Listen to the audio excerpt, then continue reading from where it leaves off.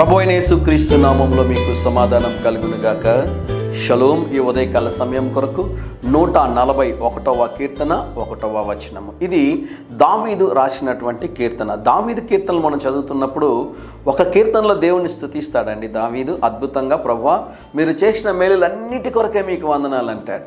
దాని తరువాత కీర్తన మనం చదివామంటే, ప్రభువా నేను సమస్యల్లో ఉన్నాను, నేను ఇబ్బందుల్లో ఉన్నాను, నేను కష్టాల్లో ఉన్నాను, శత్రువులు నన్ను చుట్టుముట్టారు అంటాడు. మరొక కీర్తనకి వెళ్ళే లోపల మీరు చేసిన మేలులన్నింటినీ జ్ఞాపకం చేసుకుంటున్నాను ప్రభువా అంటాడు. అంటే మీరు గమనించవలసిన ప్రాముఖ్యమైనటువంటి మాట ఏంటి అంటే, దావీదు ఇజ్రాయెల్ దేశానికి రాజైనా కూడా సమస్యలు ఏమి లేకుండా లేదండి జీవితం. ఆయన జీవితంలో కూడా సమస్యలు ఉన్నాయి, ఇబ్బందులు ఉన్నాయి, పోరాటాలు ఉన్నాయి, శత్రువులు ఉన్నారు, చాలామంది ఇబ్బంది పెట్టేవారు ఉన్నారు. వారందరి మధ్యలో కూడా దేవుడు విడువక కాపాడి నడిపించి ఉన్నారు అని దేవుని సేవకుడిగా తెలియజేస్తూ ఉన్నాను. మన జీవితంలో కూడా అంతేనండి. రోజు ఒకేలాగా ఉండవు. కొన్నిసార్లు సమస్యలు ఉంటాయి, ఇబ్బందులు ఉంటాయి, పోరాటాలు ఉంటాయి, విజయాలు ఉంటాయి, జయాలు ఉంటాయి. ఇవన్నీ కలగలుపుకున్నదే జీవితం అని దేవుని సేవకుడిగా తెలియజేస్తున్నాను. ఈ ఉదయకాల సమయంలో దావీదు రాసిన 141వ కీర్తన 1వ వచనంలో, యెహోవా నేను నీకు మొరపెట్టుచున్నాను, నా యొద్దకు త్వరపడి రమ్ము అంటాడు. యెహోవా నేను నీకు మొరపెడుతున్నాను, సహాయం నాకు ఇమ్మీడియట్లీ కావాలి, ఎమర్జెన్సీ. గమనించండి ప్రియులారా, నీవు నాకు మొరపెట్టుమో నేను నీకు ఉత్తరం ఇచ్చేదని అంటాడు దేవుడు. దేవుని నామానికి స్తోత్రం కలుగునుగాక. ఈ ఉదయకాల సమయంలో ఏ సమస్యలో మీరున్నా, ఏ ఇబ్బందులో ఉన్నా మీ కొరకు సహాయం చేయడానికి దేవుడు సిద్ధముగా ఉన్నారని దేవుని సేవకుడిగా తెలియజేస్తున్నాను. మీకు తక్షణమే సహాయం కావాలా, ఇమ్మీడియట్లీ సహాయం కావాలా, ఎమర్జెన్సీగా ఉందా, అది ఆరోగ్య సమస్య అయి ఉండొచ్చు, ఆర్థిక సమస్య అయి ఉండొచ్చు, అది ఏదైనా కూడా దేవుడు సహాయం చేయబోతున్నారు అని దేవుని సేవకుడిగా తెలియజేస్తున్నాను. కొన్నిసార్లు ఈ 2 నిమిషాల సందేశం నాతో కూడా ఎంత చక్కగా మాట్లాడుతుందో తెలుసానండి.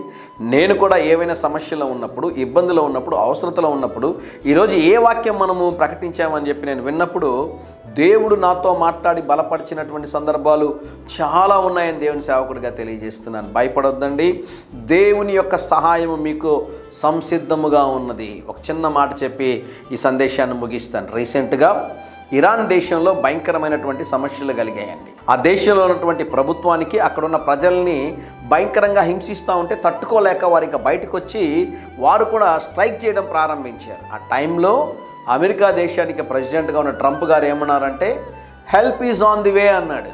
సహాయం మీకోసం దారిలో వస్తూ ఉంది, మీరు భయపడొద్దండి అన్నాడు. దాన్ని నమ్ముకుని వారు ముందుకెళ్తే దాదాపు కొన్ని వేల మంది మరణించారండి. సహాయం చేయలేదు, చివరిలో చేతులు ఎత్తేసాడు ఆయన. సహాయం చేస్తానన్నాడండి. ఆయన్ని చూసుకుని అక్కడ ఉన్నటువంటి పాపం అమాయక ప్రజలు చాలా రెచ్చిపోయి దేశాన్ని కాపాడుకోవాలని చెప్పి వారందరూ పోరాటం చేసి ప్రాణాలు పోగొట్టుకున్నారు.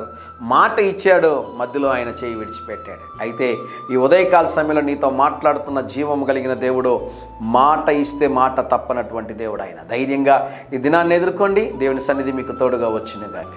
ప్రియ పరలోకపు తండ్రి, ఈ దినం మా ప్రియులు ఎవరైతే ప్రార్థన చేసి ఏ అవసరత కొరకు నీ సన్నిధిలో కనిపెట్టుచున్నారో తక్షణమే యేసు నామములో సహాయము దొరుకునుగాక ప్రభువా. ఒక అద్భుతము చేయమని ప్రార్థిస్తున్నాము తండ్రి. Amen, amen.